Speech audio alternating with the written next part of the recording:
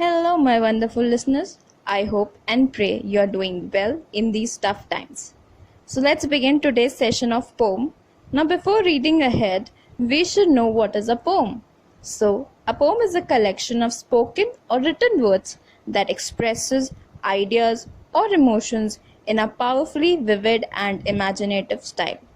Who writes a poem? The person who writes a poem is known as poet. Now, if any poet writes a poem, he or she uses literary devices or known as poetic devices.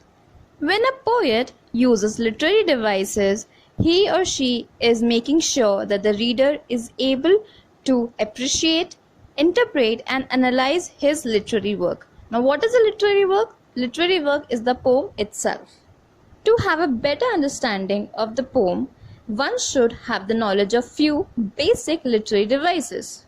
The first one is alliteration, a sentence or phrase with a series of words beginning with the same letter or sound. For example, Peter Piper picked a paper. Here you can see that all the words are starting with letter P.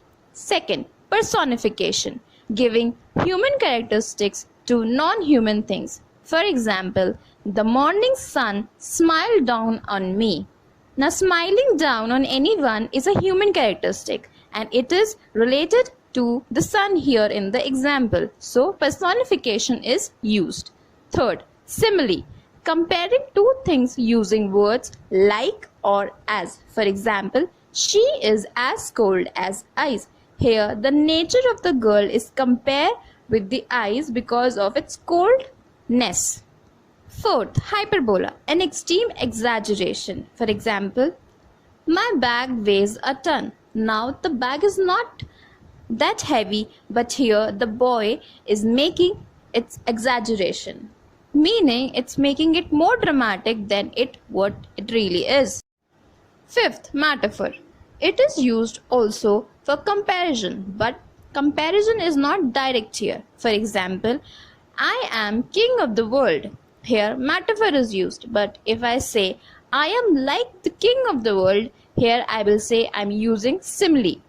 Sixth, irony, which conveys the exact opposite meaning of what is literally being said. For example, war is peace. Now, I hope I don't have to explain it any further.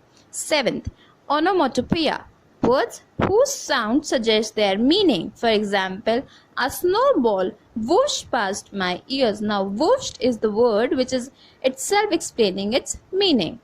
So, this was all about the literary devices. Now, let's go ahead and read any poem and understand its meaning. Thank you.